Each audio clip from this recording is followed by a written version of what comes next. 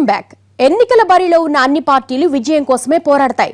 జాతీయ పార్టీలు మిగిలిన అన్ని రాష్ట్రాల్లో గెలవడం కన్నా యూపీలో విజయం సాధించడం ప్రతి ఒక్క పార్టీకి అత్యవసరంగా మారింది. అంతలా యూపీ అధికార పీఠం కోసం పార్టీలు ఎందుకు పోటీ పడుతున్నాయి? ఒక్కో పార్టీకి ఈ ఎన్నికలు ఎందుకంత ప్రాణ సమానంగా మారాయి? రాజకీయంగా ఇది 4 ప్రాంతాల సమాహారం. ఒక్కో ప్రాంతంలో ఒక్కో రాజకీయ సూత్రం పనిచేస్తుంది. పదుల సంఖ్యలో కులాలున్న ఒకే ఒక రాష్ట్రం. నిజానికి యూపీలో ఉన్నన్ని కులాల కుంపట్లు మరే రాష్ట్రంలోనూ కనిపించవు. ఒక్కో జిల్లాలో ఒక్కో కుల ప్రభావం యూపీలో విజయం అంటే రాజకీయాల్లో మరింత బలపడే మార్గమైతే, ఇదే ఎన్నికల్లో ఓటమి అంటే పార్టీ అస్తిత్వానికి కూడా పెను సవాల్గా నిలుస్తుంది. ఈ ఎన్నికల్లో గెలుపన్నది 3 పార్టీలకు ప్రాణంతో సమానంగా మారింది. అందుకే రోజుకో ఎత్తుగడతో ఒక్కొక్కరు ప్రచారంలో దూసుకెళ్తున్నారు.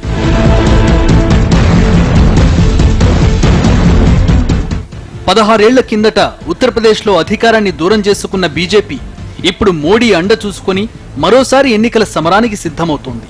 2014 సార్వత్రిక ఎన్నికల్లో బీజేపీ విజయంలో కీలక పాత్ర పోషించిన రాష్ట్రం యూపీనే.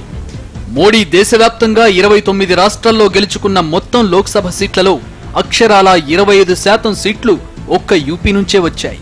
ఆ స్థాయిలో ఇక్కడ ప్రచారం చేసి ప్రత్యర్థులకు షాకింగ్ రిజల్ట్స్ ఇచ్చిన మోడీ షా ద్వయం ఇప్పుడు అవే స్ట్రాటజీలకు పదును పెడుతోంది.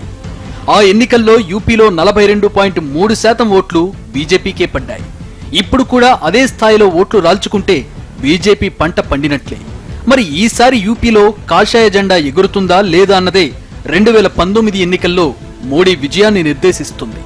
అందుకే మోడీ ప్రచారంలో దూసుకెళ్తున్నారు.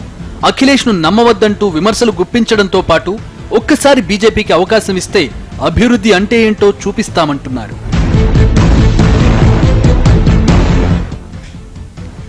ఇక ఈ ఎన్నికల్లో విజయం సాధించడం మోడీకి అత్యవసరమైన విషయం.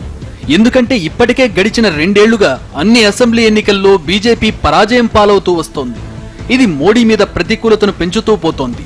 పైగా యూపీలో ఓడిపోతే వచ్చే సార్వత్రికంలో మోడీకి తీవ్ర ఇబ్బంది తప్పదు.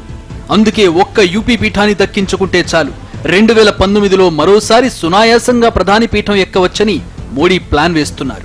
आपको दुख होगा, 1.25 लाख लोगों के लिए पैसे देना तय किया, पैसे पड़े हैं, ये सिर्फ 13,000 घरों में बिजली दे पाए.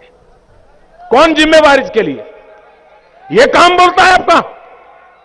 पैसे दिल्ली की सरकार दे रही है, लोगों को बिजली चाहिए, लेकिन आपकी सरकार नाकाम है, काम नहीं करती, उसके कारण उनको बिजली नहीं मिल रही है. भाइयों बहनों, ऐसी जिन्होंने सरकार चलाई है, ऐसे लोगों को एक पल रहने का अधिकार नहीं. अभी हमने निर्णय किया है. ఇప్పటికే అవినీతి, అధికార దుర్వినియోగం కేసులు మాయావతిని వెన్నాడుతున్నాయి. తాజాగా మరో పాత కేసులో కోర్టు నోటీసులు పంపింది.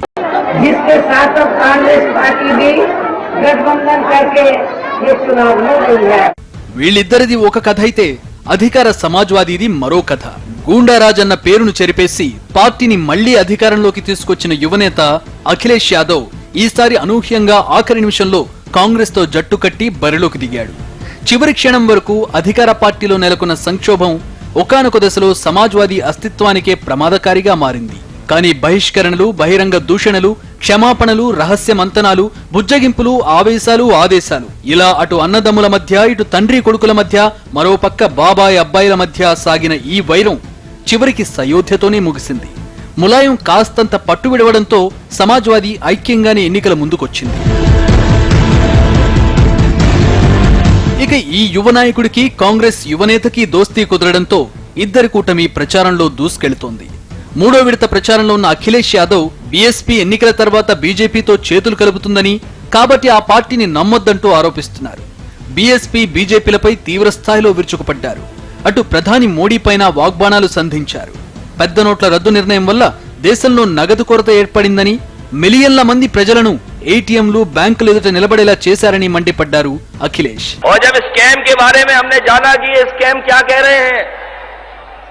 तो स्कैम का मतलब था समाजवादी, कांग्रेस, अखिलेश, और मैंने कहा भाई हमारी बुआ का नाम क्यों जोड़ दिया ये बताओ पहले तो. अरे बुआ से तो इनके रिश्ते बहुत करीब के रहे हैं. आप जानते होंगे, बताओ रक्षाबंधन किसने मिलके मनाया? क्या उत्तर प्रदेश के लोग भूल गए? रक्षा बंधन बनाने वालों को क्या हम और आप भूल गए? ఇక రాహుల్ గాంధీ కూడా ఇదే స్థాయిలో యూపీ ప్రచారంలో పాల్గొంటున్నారు. మిగిలిన 3 రాష్ట్రాల ఎన్నికలతో పాటు యూపీ మీద సీరియస్ గా దృష్టి పెడుతున్నారు. ఈ ఇద్దరి యూత్ జోడీ ఈ ఎన్నికల్లో ప్లస్ అవుతుందన్న ధీమాతో ఉన్నాయి ఎస్పీ వర్గాలు. గతేడాది బీహార్ ఎన్నికల్లో వర్కౌట్ అయిన పొత్తుల ఫార్ములాను అతి కష్టం మీద ఇక్కడ అప్లై చేయగలిగాడు. 2014 సార్వత్రికం తర్వాత కాంగ్రెస్ భూస్థాపితమైపోయిందన్న విమర్శలకు బీహార్ విజయంతో సమాధానం చెప్పిన రాహుల్ యూపీ గెలుపుతో దాన్ని సుస్థిరం చేయాలని చూస్తున్నాడు. అందుకే మోడీని టార్గెట్ చేసుకుంటూ విమర్శలు గుప్పిస్తున్నాడు. मोदी जी आते हैं, क्रोध फैलाते हैं, गुस्सा फैलाते हैं. यहां से मैसेज जाना चाहिए नरेंद्र मोदी जी को. नरेंद्र मोदी जी, उत्तर प्रदेश के युवा एक साथ खड़े हुए हैं. उत्तर प्रदेश के युवा मेक इन उत्तर प्रदेश करना चाहते हैं. पूरी दुनिया को बताना चाहते हैं कि उत्तर प्रदेश एक साथ खड़ा है. इस प्रदेश को तोड़ा नहीं जा सकता है. इस प्रदेश में नफरत नहीं फैलाई जा सकती है. ఎన్నికల ఘట్టం రసకందాయంలో పడగానే మరిన్ని అస్త్రాలు సిద్ధం చేస్తూ దూసుకెళ్తోంది కాంగ్రెస్. ఇప్పటి వరకు అఖిలేష్, రాహుల్ గాంధీలే నడిపిస్తున్న ప్రచార పర్వంలో ఇప్పుడు ప్రియాంక గాంధీని కూడా చేర్చారు. హఠాత్తుగా రాయ్బరేలీ కాంగ్రెస్ ప్రచారంలో రాహుల్ తో కలిసి వేదిక పంచుకున్న ప్రియాంక గాంధీ కమలనాథుల మీద విరుచుకుపడ్డారు. వాస్తవానికి పొత్తు కుదరడానికి ప్రియాంకే మంత్రాంగం నడిపారన్న అభిప్రాయాలు ఉన్నాయి. ప్రియాంక రాకతో కాంగ్రెస్ ప్రచార శ్రేణుల్లో జోష్ నెలకొంది. क्या उत्तर प्रदेश को बाहर से किसी को वोट लेने की जरूरत है? क्या यहाँ कोई नौजवान नहीं है जो आपके देश को, प्रदेश को आगे बढ़ा सकते हैं, जो विकास ला सकते हैं? आपके 2 नौजवान राहुल जी और अखिलेश जी आपके सामने आए हैं. मोदी मिट्टी के पड़े हुए हैं. उन्होंने आपका प्रतिनिधित्व किया है. उनके दिल में उत्तर प्रदेश है, उनकी जान में उत्तर प्रदेश है.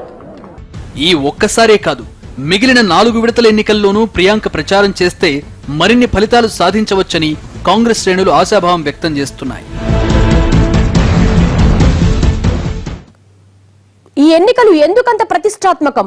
యూపీఠాన్ అధిష్ఠి